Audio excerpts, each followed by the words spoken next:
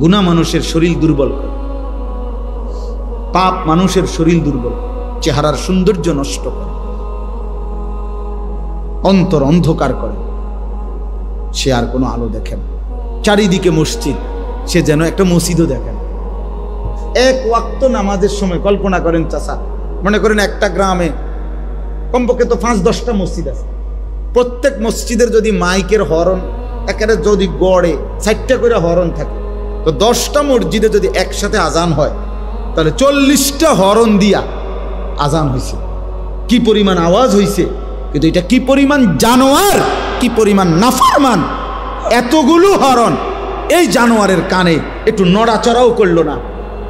তুই কি পরিমাণ নিকৃষ্ট, কি পরিমাণ নিকৃষ্ট তুই তুই মানুষের সংসারে, মানুষের সমাজে থাকস কেমনে জানোয়ার? তুই তো সুন্দরবন আর আফ্রিকার জঙ্গলে ওই জানোয়ারদের সাথে থাকা উচিত বেটা। তুই মানুষের বাচ্চা হইলি কেমনে বেটা?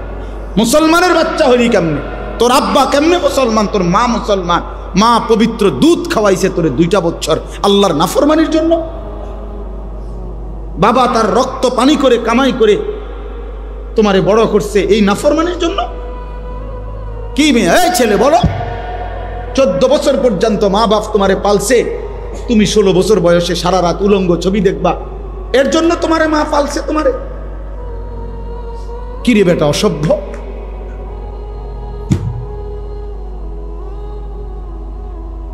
তোমা করে বুঝিয়া মা বাবা এই কষ্ট করে রক্ত পানি করে বড় করছে এ দিন রাত মোবাইল টিপবার জন্য। কার নারী দেখো? নারী তো তোমার মা, নারী তো তোমার বোন, নারী তো তোমার খালা, নারী তো তোমার দাদি। লজ্জা করে না, মনে পড়ে না ওদের কথা? তুমি ভিন নারী দেখো কেমনে, উলঙ্গ ছবি দেখো কেমনে, জেনা ব্যভিচারের দৃশ্য দেখো কেমনে। তোমার চেহারাটার কি অবস্থা, চুলটার কি অবস্থা, চেহারাটার কি অবস্থা? কার মতো চুল রাখছো?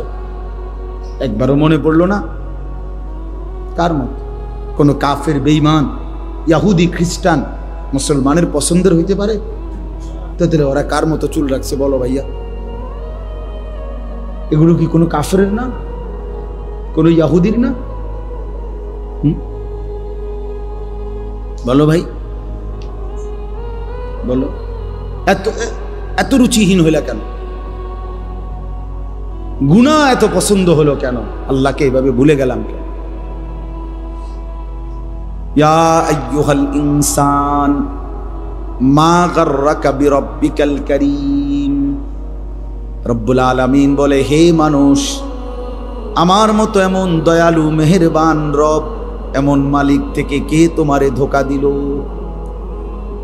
মা গাররাকা, এমন মনিবি কেমনে ছেড়ে দিলা রে বান্দা? এমন দয়ালু মালিক কেমনে ছেড়ে দিলা? যে আমি তোমারে 7 আসমান জমিন আমি তো দিয়েছি, প্রতিদিন সূর্য তো আমি উঠাই, চাঁদ আমি উঠাই, রাত আমি বানাই, দিন আমি বানাই, সকালের আলোটা আমি ফুটাই, রাত্রের অন্ধকারটা আমি নিয়ে আসি বান্দা। প্রতিটা নিঃশ্বাস আমার ইচ্ছাতে হয়, তোমার চোখের পলক আমি আল্লাহর ইচ্ছায়, তোমার হাত নড়ে চড়ে আমি আল্লাহর ইচ্ছায়। 24 ঘন্টা বান্দা আমি আল্লাহ লালন করি, পালন করি, গোটা কায়নাত দিয়ে তোমাকে আমি পরিচর্যা করি। এমন দয়ালু মালিক কেমনে ভুলে গেলাম? মা গাররাকা, কে তোমাকে ধোঁকা দিল? আমার চাইতে উত্তম তুমি কাকে পেলা, যাকে পেয়ে আমি আল্লাহকে ছেড়ে দিলাম? বলো বাপ, একটা ছেলে বুঝে, একজনই ভালো হও, একজন। বাবাদেরকে বলি, যে কয়জন বাবা আছেন, অভিভাবক আছেন, ছেলের বাবা, মেয়ের বাপ, আপনাদের প্রধান জিম্মাদারি, ঘরে যদি খাট না থাকে নিচে শুয়েন, কিন্তু সন্তানকে নামাজি বানান।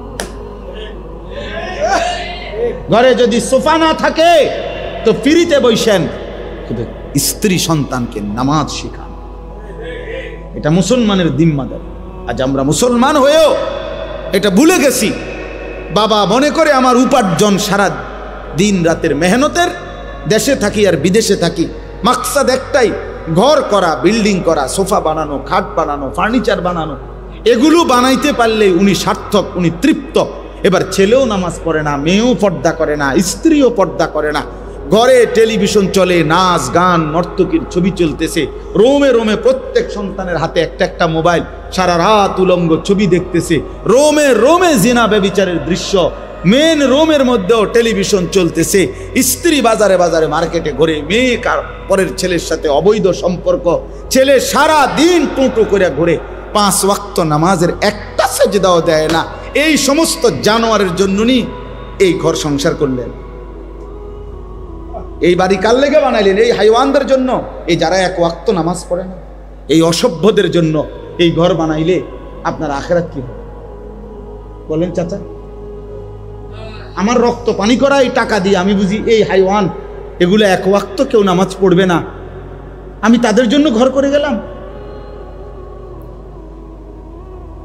বলে 18 বছর বিদেশ করে, 32 বছর বিদেশ করে, কি পরিমাণ ঘাম ঝরা এক একটা টাকার জন্য।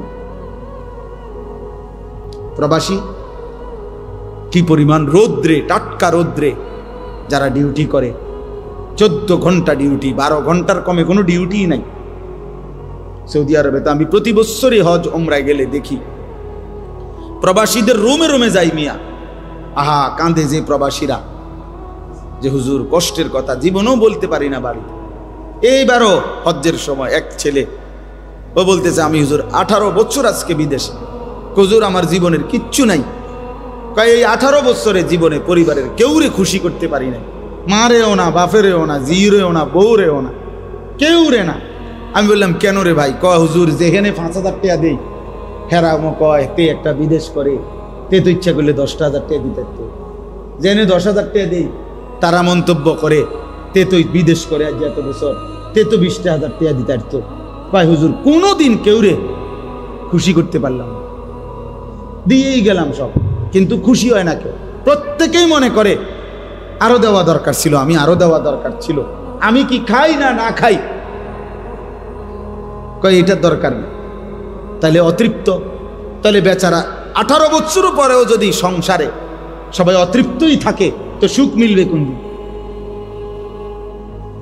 বলেন? ইনসাফ করেন।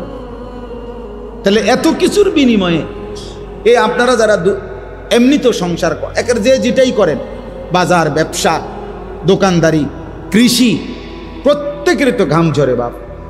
তাহলে প্রতিটা টাকা তো ঘাম ঝরানো টাকা, সেই ঘাম ঝরানো কষ্টের টাকার বিনিময়ে আমার সন্তান বুঝি সারাদিন রাত মোবাইল চালাবে আর নারী দেখবে, উলঙ্গ ছবি দেখবে, এর জন্যই আমার এই ঘাম। এটা বুঝি ইনসাফ হলো? হ্যাঁ, আমি সবারকে বলি না, একজন প্রবাসী 26 বছর বিদেশ কইরা উপজেলাতে, ইচ্ছা করে নাম বলতেছি না, উপজেলার মেন উপজেলায় কয় যে হুজুর আমি 4 তলা বিল্ডিং করছি, সম্পূর্ণ বিল্ডিং এর কাজ শেষ করে ভাড়া দিছি, কয় এরপরে দেশে চলে আসছি 26 বছর পরে, মনে করছি আর বিদেশ করতাম না, আল্লাহ দিলে এই বাড়ির ভাড়াই পামো 1-1.5 লাখ টাকা।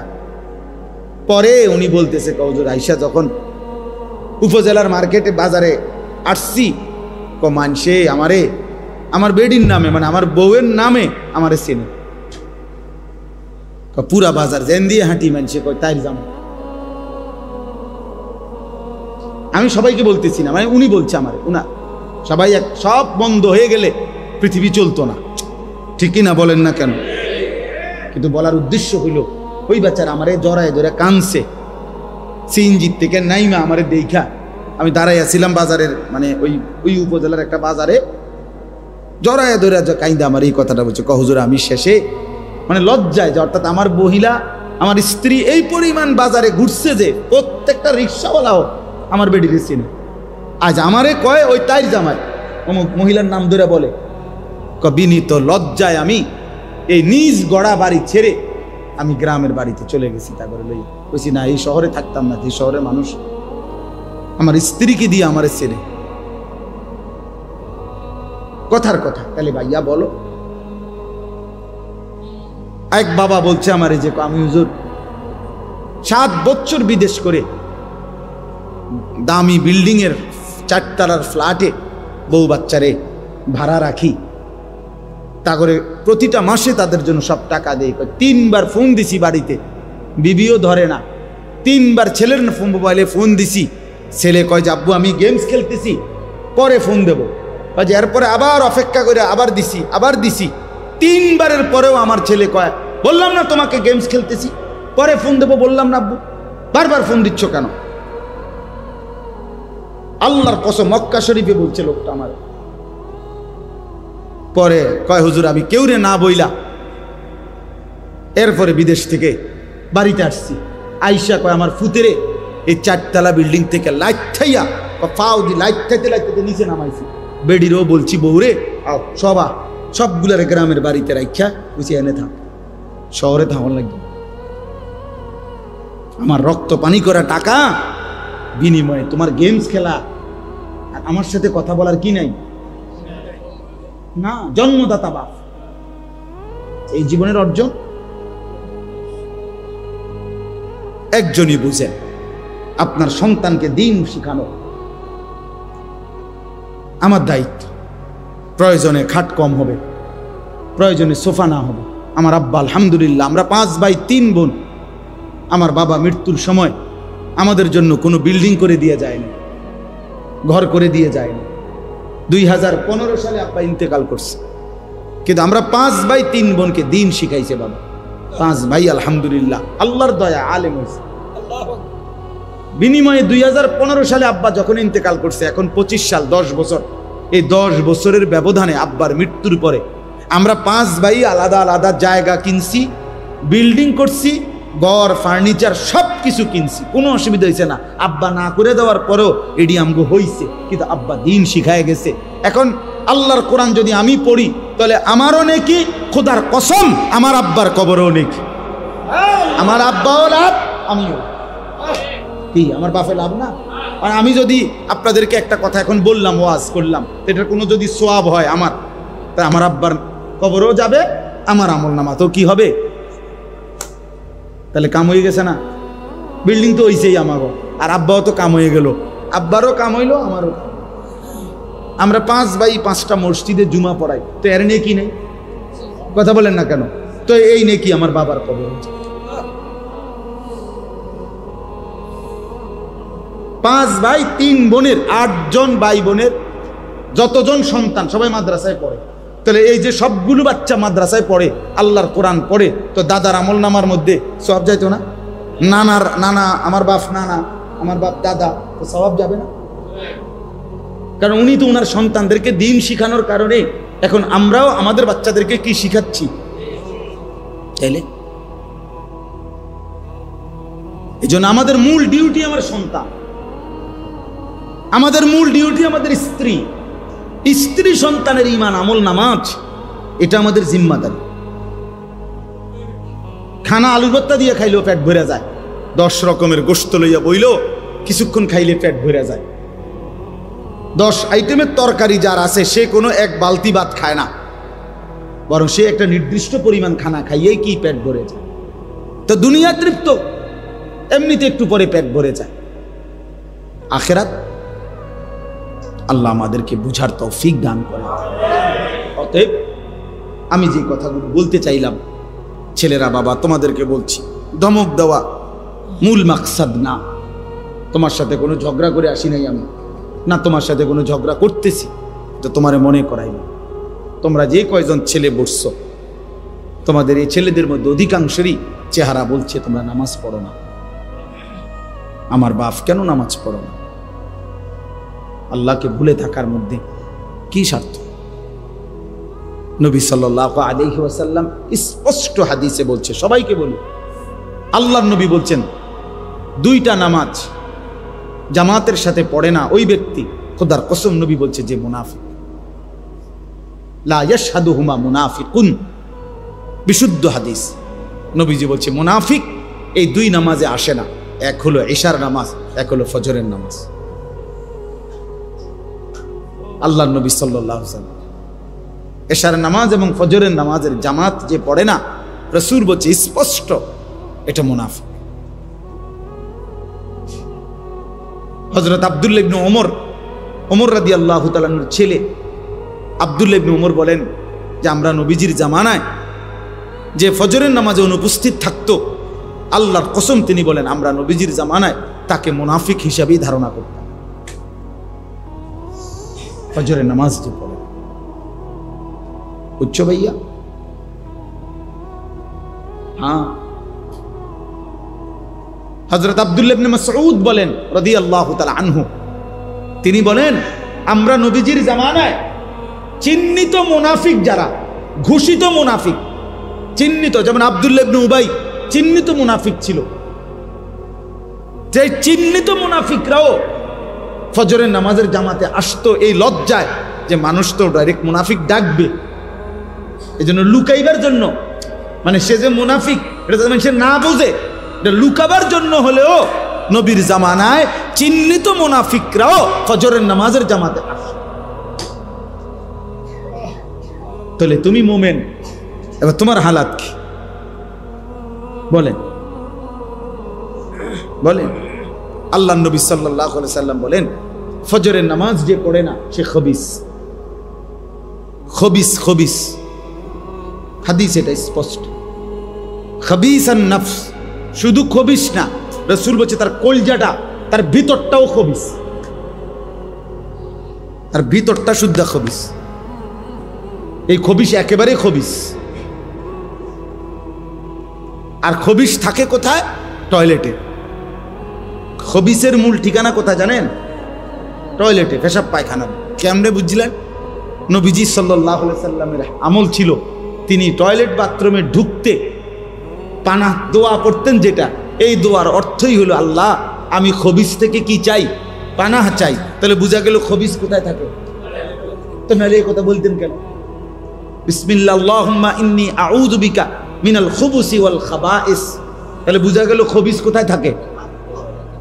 এই জন্য এই বেনামাজি ফজর পড়ে না যেগুলো অপদার্থ, এগুলো যখন ঘুম থেকে ওঠে এটি মূলত বাথরুমের থেকে ওঠে, বাথরুমের টাঙ্কির থেকে ওঠে। এদের সারা দেহে পায়খানা, এদের সারা দেহে পেশাব। আচ্ছা আরো প্রমাণ শুনেন। আল্লাহ নবী সাল্লাল্লাহু আলাইহি সাল্লাম বলেন যে ফজরের নামাজ পড়ে নাই, ঘুমায়েছিল, আল্লাহ রাসূল সাল্লাল্লাহু আলাইহি ওয়াসাল্লাম বলেন যাকা রাজুলুন বালা শাইতানু ফি উযুনাইহি। নবীজি বলেন এটা এমন লোক যার দুই কানে শয়তান পেশাব করে দিয়েছে। শয়তান তার দুই কানে মুইতা দিছে। এর শয়তান তো 6 মাসের বাচ্চা, ঠিক না? বুঝেন না এমনি কথা? শয়তান কি 6 মাসের বাচ্চা যে পেশাব অল্প করবে? শয়তান তো অনেক বয়স্ক, তার পেশাবও তো বেশি। তাহলে শয়তান কারো গায়ে মুতলে তার তো তোষক শুদ্ধ বিজ্জা যায়, তার শরীর তো ভাসে ভাসেই, তোষক শুদ্ধ কি? ছি ছি ছি ছি ছি বেটা, লজ্জা থাকা উচিত, বেটা হায়া থাকা উচিত। এই জন্য আল্লাহ রাসূল সাল্লাল্লাহু আলাইহি সাল্লাম বলছে যারা লজ্জা নাই সে যা ইচ্ছা তাই করে, যা তোকে ছেড়ে দিলাম। ইজা লাম তাস্তাহি ফাসনা মা শি'তা। হাদিস নবীজি বলছে তোমার লজ্জা নাই, ফাসনা মা শি'তা, যা যা মন চায় তাই করে, তোর ব্যাপার, যা বেটা তোকে ছেড়ে দিলাম, বেটা যা, তোর যা মন চায়। তোর মন চাইলে দাঁড়াইয়া মতো, মন চাইলে হাঁটতে হাঁটতে মতো, মন না চাইলে মন চাইলে বৈশা মতো, যেটা মন চাইলে। তোর তো যেহেতু শরমে নাই, লজ্জাই নাই, এই জন্য হায়া। আল্লাহকে কিভাবে দাঁড়াবো আমরা? বাবা রাসূলুল্লাহ সাল্লাল্লাহু আলাইহি সাল্লাম সুপারিশ করবেন এ কথা কোনো সন্দেহ নাই। সন্দেহ আছে? কিন্তু এই কথার মানে কি? এই কথার মানে এই যে নবী কি এই কথাই তো বুঝাইছেন নাকি যে মৃত্যু পর্যন্ত তুমি গুনাহ করতে থাকো, গুনার উপরেই তুমি আইসো কবরে, আমি তোমারে সুপারিশ করে জান্নাত দেব, এটাই তো অর্থ না? কথা বলেন না কেন? এটাই তো তিনি বুঝাইতে চাইছেন। তাইলে তিনি চোখের পানি ফেললেন কেন? কাঁদলেন কেন? তায়েফে পাথর আঘাত হলের কারণ তিনি এই আমলের কথা বললেন কেন? 23 বছরে আল্লাহর বিধান তাহলে বললেন কেন?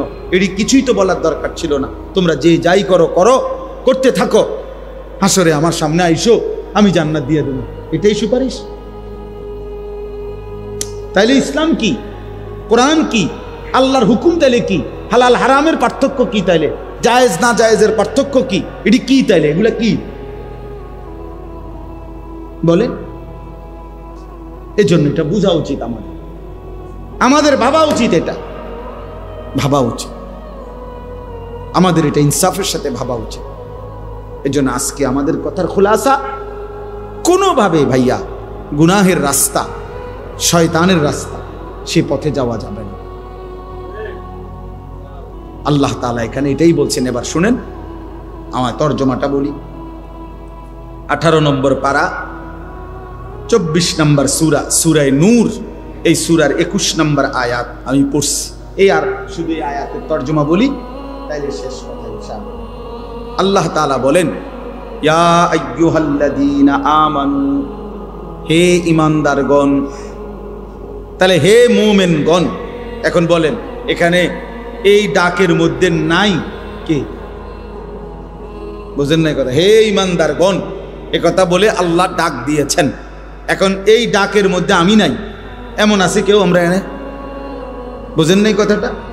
এখানে ডাকে নাই আল্লাহ, এমন আছেনি কেউ যে না হুজুর ঠিক আছে ডাক দিছে, কিন্তু এটা আমারে না, অন্য কেউ? আমরা সকলেই আছি। আমাদের ঘরের বিবিরাও আছে, আমাদের মায়েরাও আছে, আমাদের বোনেরাও আছে, আমাদের সমস্ত মুসলিম পরিচয়ধারী পুরুষ এবং নারী সকলেই অন্তর্ভুক্ত কিনা? ইয়া আইয়ুহাল্লাযীনা আমানু, হে ঈমানদারগণ। লা তাত্তাবিউ খুতুওয়াতিশ শাইতান। আলহামদুলিল্লাহি রাব্বিল আলামিন। আল্লাহুম্মা আনতাস সালামু মিনকাস সালাম। তাবারাকতা ইয়া যাল জালালি ওয়াল ইকরাম। ইয়া আরহামার রাহিমিন, ইয়া আরহামার রাহিমিন, ইয়া আরহামার রাহিমিন। রব্বানা যালামনা আনফুসানা ওয়া ইল্লাম তাগফির লানা ওয়া তারহামনা লানাকুনান্না মিনাল খাসিরিন। রব্বানা আতিনা ফিদ দুনিয়া হাসানা ওয়া ফিল আখিরাতি হাসানা ওয়া কিনা আযাবান নার। রব্বিরহামহুমা কামা রব্বায়ানি সগীরা। রব্বানা হাব লানা মিন আজওয়াজিনা ওয়া যুররিয়াতিনা কুররাতা আ'য়ুন ওয়াজআলনা লিল মুত্তাকিনা ইমামা। মাওলায়ে করিম রব্বুল আলামিন, আমরা গুনাহগার গোলাম, গভীর রজনীতে আপনার ঘর মসজিদে আল্লাহ আপনার দুয়ারে ভিখারি হয়ে আপনার শাহী দরবারে দুইখানা হাত উঠাইলাম। আপনি মাফ করে দেন, আপনি মাফ করে দেন, আপনি মাফ করে দেন, আপনি মাফ করে দেন। আযাব দিলে আপনার কোনো লাভ নাই, মাফ করে দিলে আপনার কোনো ক্ষতি নাই, মাফ করে দিলে আপনার ভান্ডারে কমবে না, মাফ না পেলে আমাদের উপায় থাকবে না। জাহান্নামের আযাবে জ্বলা সম্ভব হবে না, কবরের আযাব সইতে পারবো না। মাওলা মাফ করে দেন, মাফ করে দেন। আল্লাহ আমাকেই মাফ করে দেন, আমার এই বাবা ভাইদেরকে মাফ করে দেন, কিশোর নওজোয়ান ছেলেগুলোকে মাফ করে দেন। ওরা বোঝে নাই মাওলা, ওরা বোঝে নাই মাওলা। ভুল তো করে ফেলেছে, আপনি মাফ করে দেন। নামাজ তো ছেড়ে দিয়েছে অনেক দিন, আপনি মাফ করে দেন। ফিরে আসবার তৌফিক দেন। আল্লাহ আপনি তো দিলের মালিক, আপনি তো দিলের মালিক। আপনি ছেলেগুলোকে নামাজি বানিয়ে দেন। আপনি চাইলেই এরা সেজদা দিবে মাওলা, আপনি চাইলেই এদের জিন্দেগি বদলে যাবে মাওলা। ইয়া মুকাল্লিবাল কুলুব সাব্বিত কুলুবাহুম আলা দীনিক। আল্লাহ আপনি চেয়েছেন বলেই তো ওমর বদলে গেছে, আপনি চেয়েছেন বলেই তো হাজারো সাহাবী বদলে গেছে মাওলা। আল্লাহ এদের মা তো মুসলমান, বাবা তো মুসলমান, এদেরকেও পুরা দিনদার হিসাবে কবুল করে নেন। আল্লাহ একটা ছেলেকে বঞ্চিত করবেন না মাওলা। আল্লাহ এই কিশোর নওজোয়ান ছেলেগুলো ভালোবেসেই এসেছে মাওলা, আপনার ঘরেই বসেছে মাওলা, আপনার কথাই শুনেছে মাওলা। আল্লাহ আপনি একটা একটা ছেলেকে বদলে দেন, বদলে দেন মাওলা, বদলে দেন মাওলা। আমি ভিক্ষা চাইলাম মাওলা, আমি ভিক্ষা চাইলাম মাওলা। আল্লাহ সেজদাওয়ালা কপাল বানিয়ে দেন, কাঁদনেওয়ালা চোখ বানিয়ে দেন, জিকিরওয়ালা জবান বানিয়ে দেন, মোহব্বতওয়ালা দিল বানিয়ে দেন, সুন্নতওয়ালা জীবন বানিয়ে দেন। আল্লাহ কাউকে বঞ্চিত কইরেন না, সুপারিশ থেকে বঞ্চিত কইরেন না, হাউজে কাউসার থেকে বঞ্চিত কইরেন না, নবী পাকের সুপারিশ থেকে বঞ্চিত কইরেন না মাওলা। আল্লাহ আপনি দয়া করেন, আপনি দয়া করেন, আপনি দয়া করেন। আমার বাবা চাচা যারা মুরব্বী আরো বেশি নেক আমলের তৌফিক দান করেন। মা বোনদেরকে পর্দা পুশিদা দান করেন। মা ফাতেমা রাবেয়া বসরিয়ার মতো বানিয়ে দেন। উলামায়ে কেরামকে আল্লাহ তাআলা ঈমান আমল দান করেন। আল্লাহ হায়াতে তয়্যিবা আফিয়া দান করেন। মসজিদের ইমাম সাহেবকে হায়াতে তয়্যিবা দান করেন। মুয়াজ্জিন খাদেমদেরকে কবুল করে নেন। কমিটির প্রতিটা সদস্যকে আল্লাহ আপনি কবুল করে নেন। মুসল্লি বাবা চাচা ভাইদেরকে কবুল করে নেন। সমস্ত কবরবাসীদেরকে মাফ করে দেন, মাফ করে দেন। সমস্ত কবরবাসীদেরকে মাফ করে দেন। কিয়ামত পর্যন্ত কবরের আযাব মাফ করে দেন। কবরগুলোকে জান্নাতের টুকরা বানিয়ে দেন। আল্লাহ আজকের এই ইসলাহি মজলিসখানা আপনি কবুল করে নেন। আগামী দিনেও সকলে মিলে মিশে এমন আয়োজন করার তৌফিক দান করেন। আল্লাহ আয় আল্লাহ অনেকেই দোয়া চেয়েছে, অনেকভাবেই দোয়া চেয়েছে। প্রত্যেকের নেক মাকসাদ আপনি পূরণ করে দেন। অসুস্থ বিমারি যারা শিফা করে দেন, পেরেশানি অভাবে যারা আপনি আসান করে দেন, ঋণ মুক্ত করে দেন। প্রবাসী বিদেশের জমিনে যারা সহি সালামতে নিরাপদে রাইখেন মাওলা, নিরাপদে রাইখেন মাওলা, ঈমান আমলের সাথে রাইখেন মাওলা। আল্লাহ আল্লাহ আমাদের সবাইকে কবুল করেন। ফজরের নামাজ জামাতে পড়ার তৌফিক দান করেন। 5 ওয়াক্ত নামাজ জামাতে পড়ার তৌফিক দান করেন। আল্লাহ নবী সাল্লাল্লাহু আলাইহি সাল্লামের ভালোবাসা মোহাব্বত আমাদেরকে দান করেন। সুন্নাতের প্রতি ভালোবাসা আমাদেরকে দান করেন। আল্লাহ জিকিরওয়ালা জিন্দিগি বানিয়ে দেন, ফিকিরওয়ালা জীবন বানিয়ে দেন। আল্লাহ আল্লাহ আপনি কবুল করেন। আমার দেশকে নিরাপদ করে দেন। সারা পৃথিবীর মজলুম মুসলমানকে নিরাপত্তা দান করেন। গাজা ফিলিস্তিনের মজলুমদেরকে বিজয় দেন, বিজয় দেন, বিজয় দেন মাওলা। মা কষ্ট পাচ্ছে মাওলা, এতিম বাচ্চা কষ্ট পাচ্ছে মাওলা। একটা রুটির জন্য মাওলা ঘন্টার পর ঘন্টা, মাইলের পর মাইল দৌড়াচ্ছে মাওলা। মাওলা আপনি রহম করেন মাওলা। আয় মাওলা আপনি দয়া করেন মাওলা। এ দৃশ্য মেনে নেওয়া যায় না মাওলা। মাওলা আমার কিছু করার থাকলে আমাকেই নেন মাওলা, আমাকেই নেন মাওলা।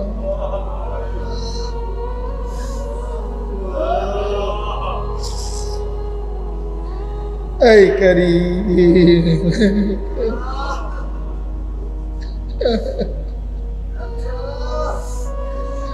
আল্লাহ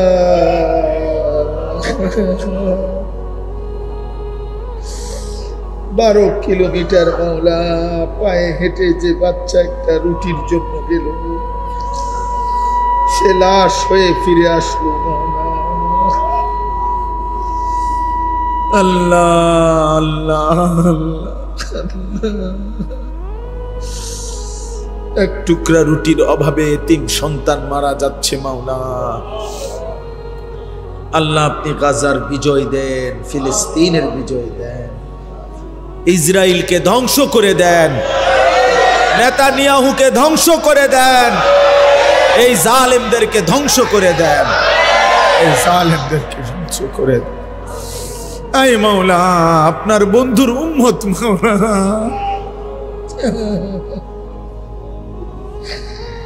আপনার মদিনার বন্ধুর উম্মত